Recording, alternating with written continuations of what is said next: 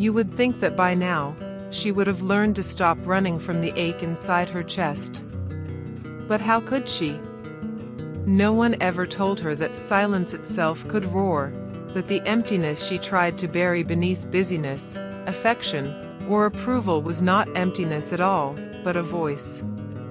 A pulse. A map back home. How het fu nu kong nan are rang inoi dao ho ko tran chin la nuoi hung dan qua ho. Trong moi con gio lan loi qua tre tim, ko mot loi moi nin sao veo bong toi, enoi en hung fan by choi bo dang doi duok nin thay. Ko I kong beat rang trong chin du kin ko so hai not lion jiao chia qua cho su tu du qua min. The world taught her to be perfect, not present. To smile when she's breaking, to give when she's empty, to love in ways that prove her worth. And so, like many women, she learned to survive through performance, the sacred art of hiding. But every mask has weight. And over time, that weight begins to suffocate the spirit beneath it. There's a kind of exhaustion that sleep can't fix, the fatigue of self-abandonment. It's what happens when a woman spends too long trying to be what others need, forgetting the ancient rhythm of what she truly is.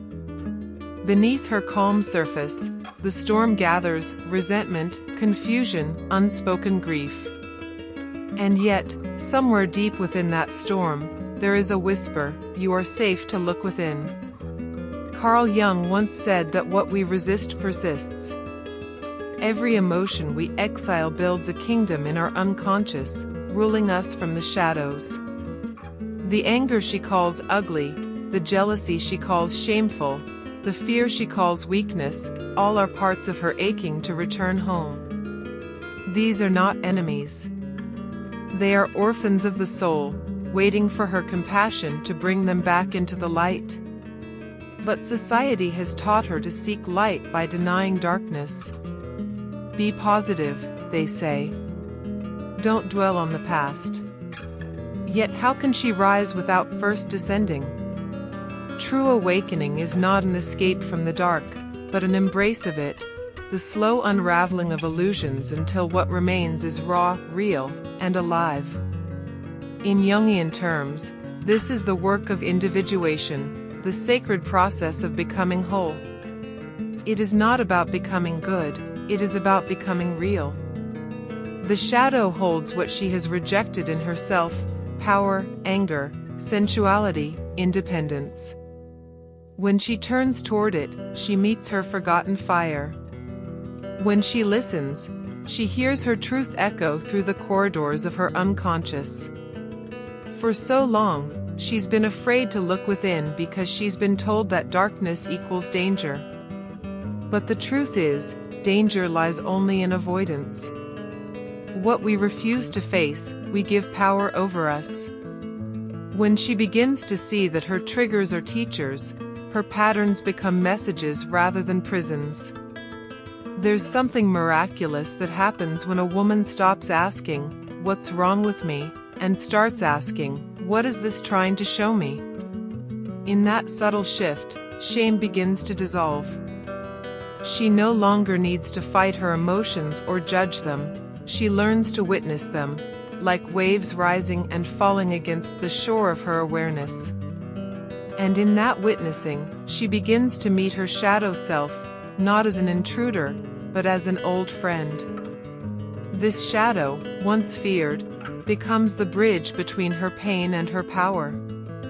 It teaches her discernment, that love without boundaries is not virtue but self-betrayal, that compassion without clarity leads to chaos. Imagine her standing before the mirror, not the one made of glass, but the inner mirror that reflects her soul. There, she sees not the woman she was told to be, but the one she has always been, the woman who feels deeply, who knows instinctively, who cannot be tamed by approval or confined by expectations. To look within is not a weakness. It is rebellion. In a world that thrives on distraction, stillness is an act of revolution. To face her truth is to reclaim her authority from everything that profits from her doubt.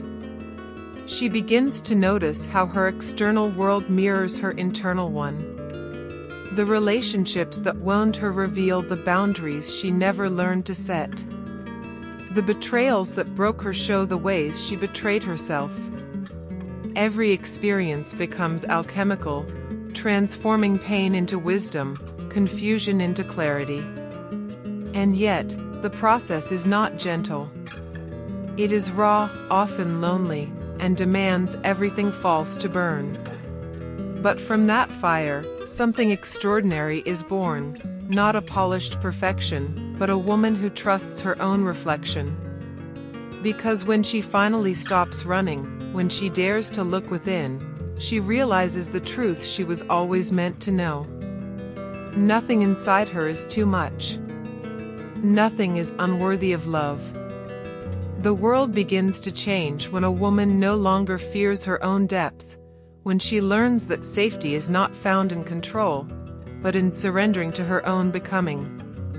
And that is where her real power begins, not in pretending to be whole, but in embracing the art of being human. There comes a moment when the old patterns start to collapse, not because she forces them to, but because the soul has outgrown its disguise. The performance that once kept her safe now feels suffocating. The approval she once chased no longer satisfies. Something inside begins to ache for authenticity, and that ache, though terrifying, is sacred. It is the sound of truth knocking on the walls of her old identity. At first, the unraveling feels like loss. She grieves the roles that once defined her, the caretaker, the good girl, the one who never disappoints. But beneath that grief, there is a quiet liberation. When a woman begins to see how much of her life was built on seeking validation, she also begins to taste the freedom of no longer needing it. This is where the shadow deepens its work. Every suppressed emotion rises, anger that was once swallowed to keep the peace, sadness buried under smiles, desire wrapped in guilt. Each of them surfaces demanding acknowledgement. Not punishment, not explanation, just acknowledgement. Because what has been exiled cannot heal until it is seen. In Jung's language, this confrontation with the unconscious is not destruction, it is integration. When she meets her shadow, she does not dissolve into darkness, she expands into wholeness. She becomes capable of holding paradox, love and rage, strength and tenderness, surrender and power, all coexisting within one body. The ego resists this process. It prefers control over complexity. It whispers, "Don't look too deep, you might not like what you find." But she begins to understand that fear itself is a guardian, not a jailer. Fear keeps her small until she is ready to hold more truth. And now, she is ready. So, she begins to listen, not to the loud noise of the mind, but to the quiet wisdom beneath it. In the stillness, she hears the faint echo of her own soul saying, "Stop trying to fix yourself. You were never broken." This realization cracks something open inside her. All her life, she thought healing meant erasing her scars. But now she sees that her scars are sacred text, each one telling the story of her survival, each one proof that her light was never extinguished by the darkness. The feminine soul, when reclaimed, does not beg to be understood.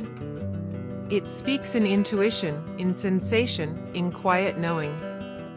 It is cyclical, not linear. It doesn't seek to arrive, it seeks to feel. The masculine world often misunderstands this, calling it chaos or weakness. But in truth, it is the source of creation itself, the raw pulse that gives birth to empathy, beauty, and depth. She learns that wholeness is not achieved by becoming flawless, but by embracing contradiction. The woman who can hold both love and anger in her heart without denying either is a force beyond comprehension. She no longer apologizes for her complexity. She wears it like armor, soft, radiant armor forged from truth. The shadow work transforms her relationships, too. She begins to see through projection, how people reflect her unhealed parts, how she mirrors theirs. When someone dismisses her, she no longer collapses. She asks, "What within me still believes I deserve this?" When love feels distant, she doesn't chase, she turns inward, finding the place where she has abandoned herself.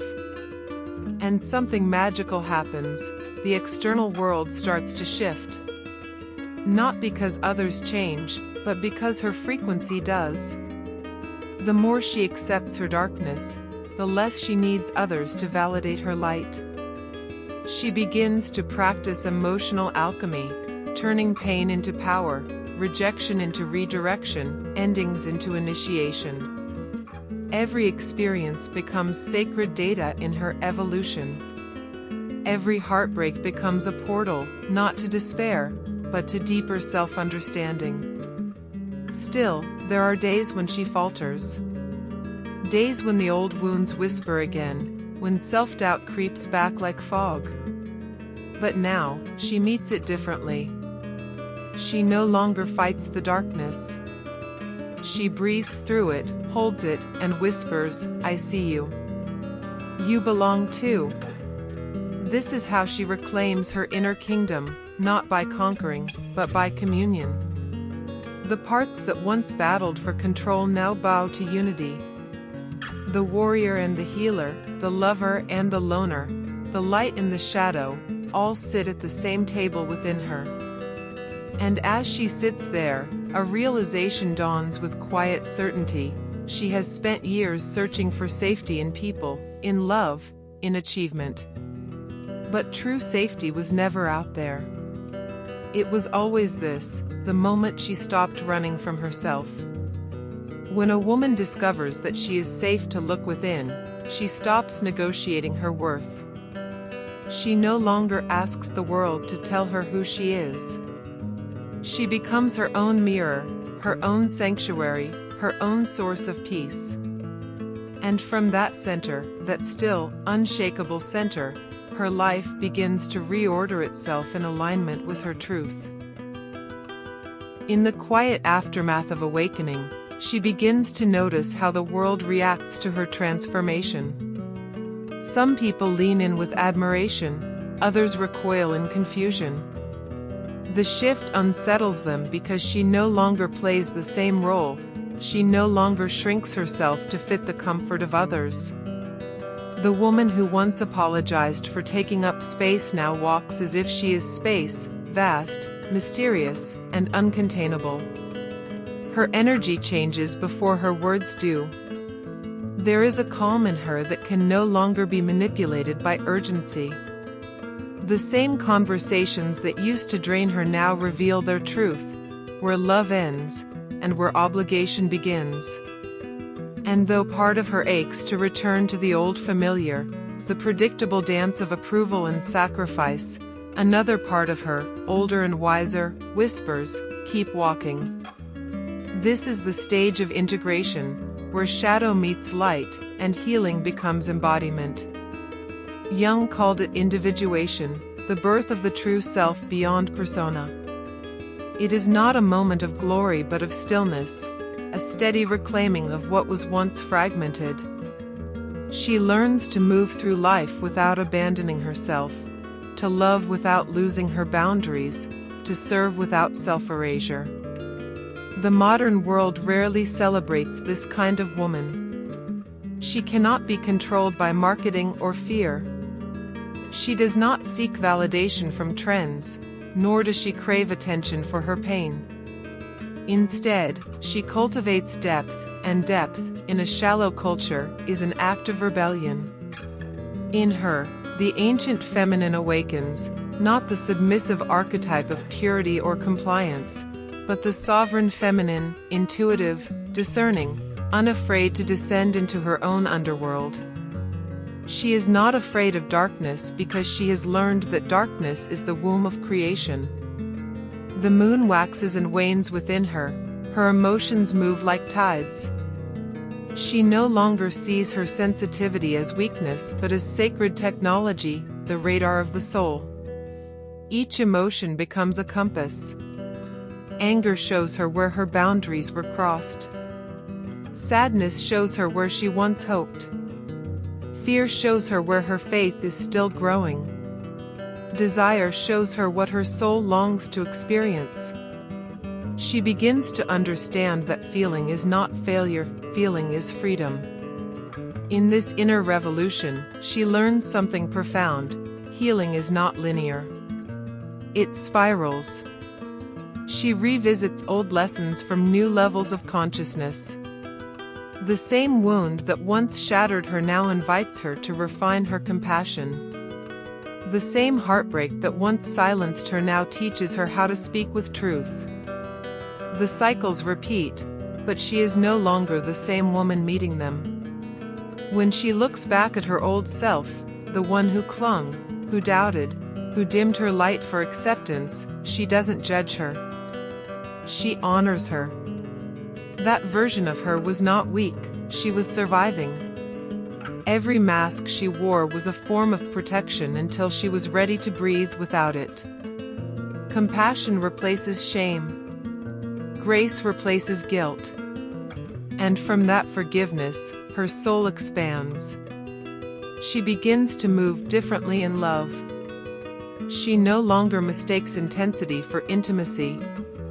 She doesn't chase affection that costs her self-respect. The kind of love she seeks now must be built on truth, not illusion. And if she must choose between loneliness and self-betrayal, she chooses solitude, because solitude in truth is richer than connection in falsehood. Even her silence becomes powerful. Where once she would explain, defend, justify, now she simply embodies. Her energy speaks louder than any argument. The woman who is at peace with herself no longer needs to prove anything. Her presence is her proof. And yet, even in this strength, she remains tender. Her heart is open, but her eyes are clear. She can hold love and detachment at once, a paradox that only those who have faced themselves can understand. This is the sacred balance of the inner feminine and masculine, the union Jung described as the hieros gomos, the divine marriage within. The masculine in her gives direction and structure, the feminine gives flow and intuition. No longer at war, they dance together, each honoring the other's rhythm. In this harmony, she no longer fears being misunderstood. To be misunderstood is the price of authenticity. She realizes that her truth does not need to be explained to everyone, it only needs to be lived. And in that quiet confidence, she becomes magnetic.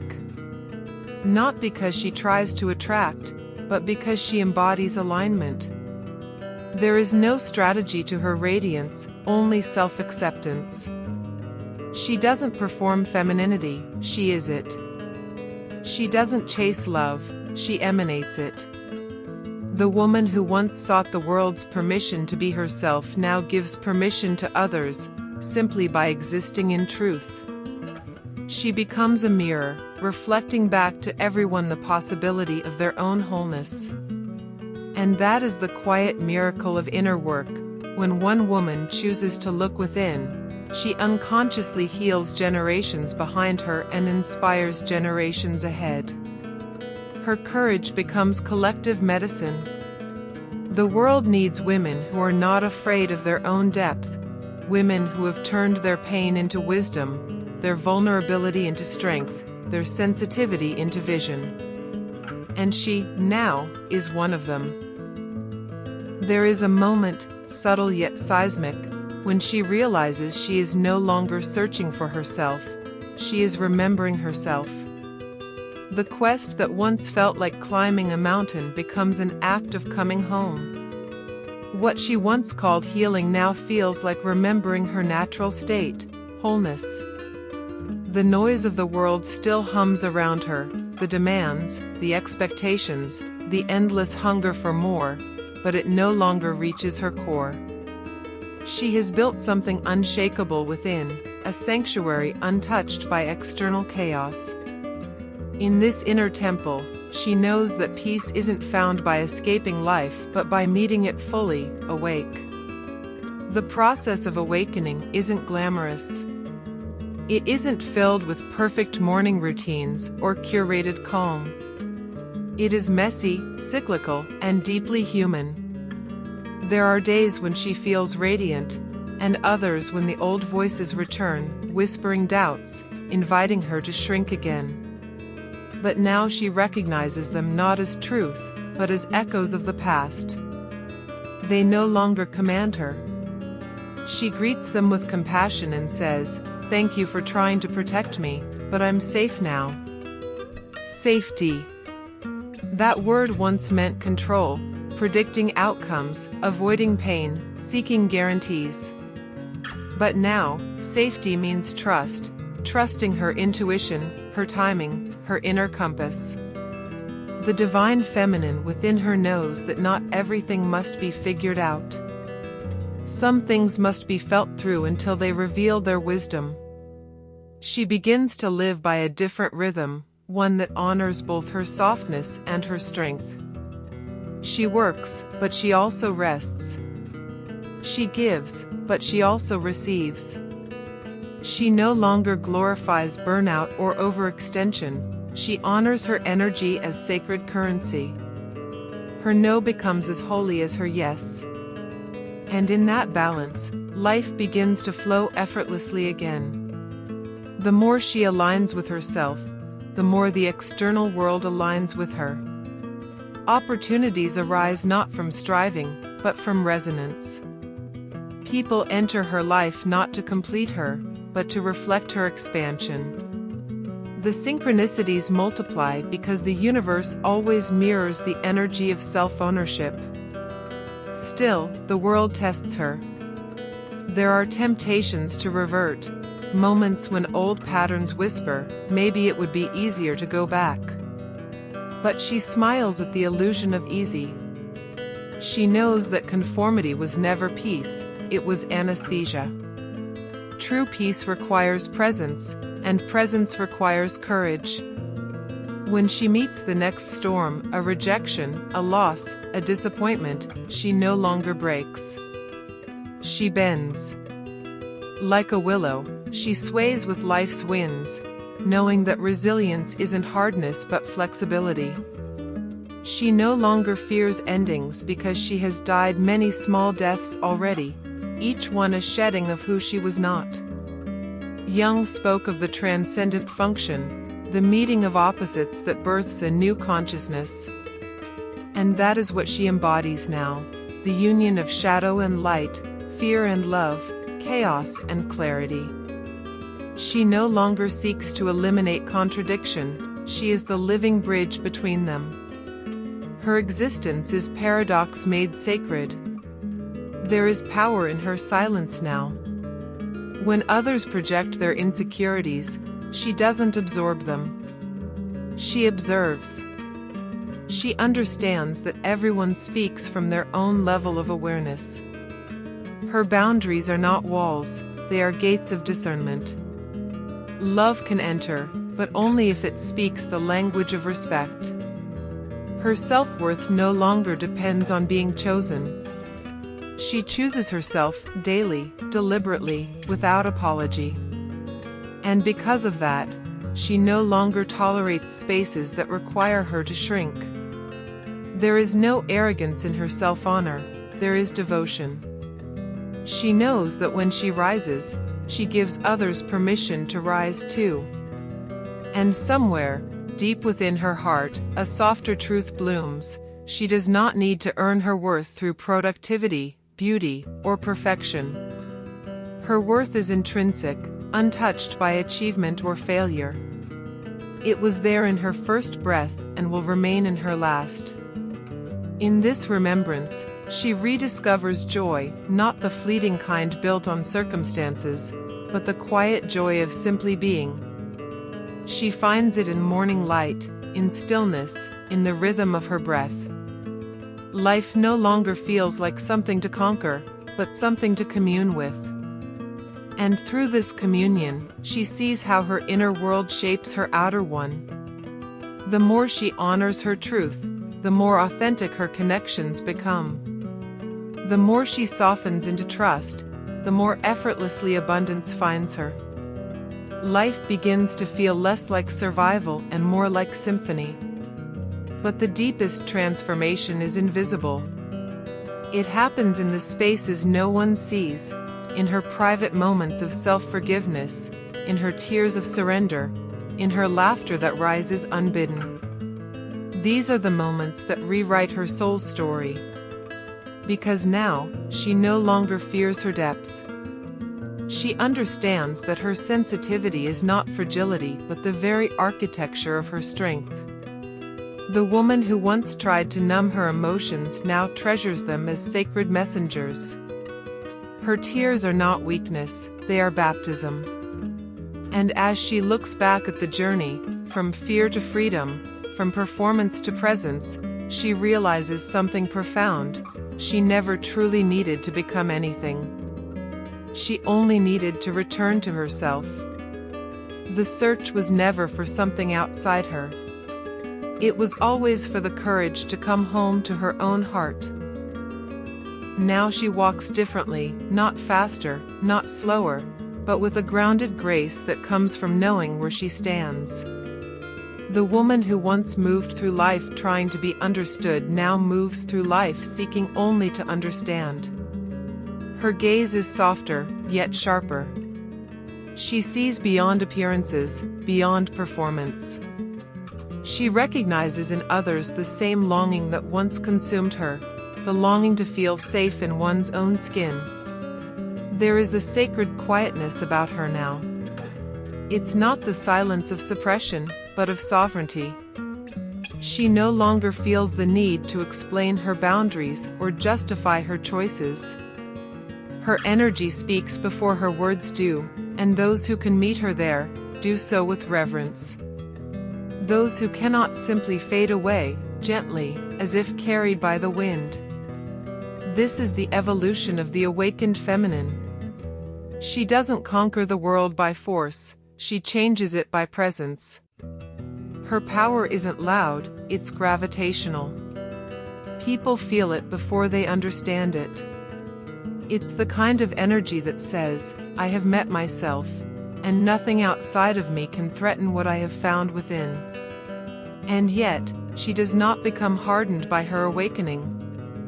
The true feminine never is. She remains tender, compassionate, wildly human. She can weep for the world's pain without drowning in it. She can love fiercely without losing herself in that love. Her empathy is now balanced by discernment. She no longer bleeds for what refuses to heal. This is the paradox of the integrated woman. She holds chaos and calm in the same breath. Her peace does not come from control, but from surrender. She knows that what is meant for her will never require her to betray herself to keep it. She trusts in divine timing, not as a concept, but as a lived truth written into her bones. She has learned to read the language of energy. When something feels heavy, she doesn't force it, she lets it fall away. When something feels light, she follows it. She has become fluent in intuition, the ancient, wordless knowing that every woman carries in her lineage.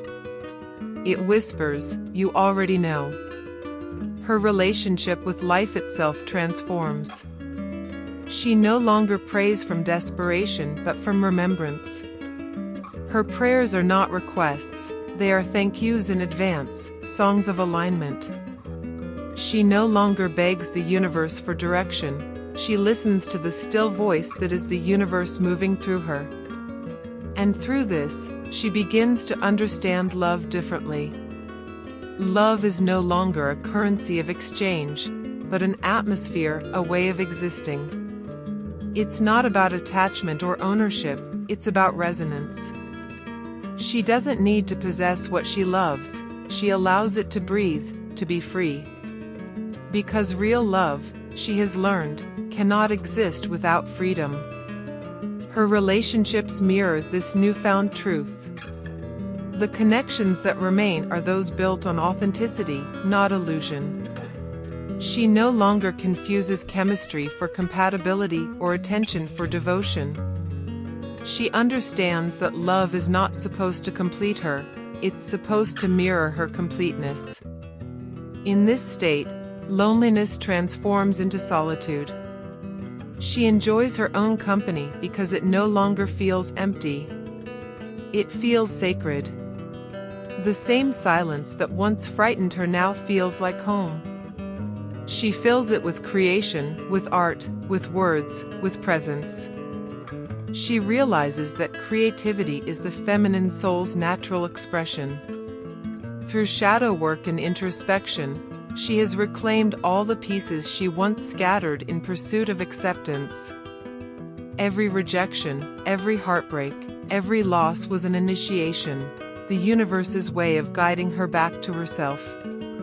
Pain was never punishment, it was the teacher that refused to let her forget who she was. And now, standing in her fullness, she no longer fears the cycles of death and rebirth. She knows that endings are portals. Every time something falls away, it is only clearing space for something more aligned to enter. She does not resist the ebb and flow of life anymore, she moves with it, like the moon with the tides. The woman who once doubted her own worth now embodies it. She no longer seeks to be chosen because she understands, she is the chooser. Her choices are her sacred spells, every no a declaration of self-respect, every yes an act of love.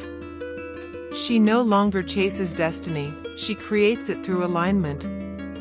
And this, perhaps, is the deepest power of all. She realizes she never needed to fight for love, validation, or belonging. The only battle was the one within, the war between her truth and her conditioning. And now that peace reigns within her, the war is over. The woman who once lived in fragments has become whole.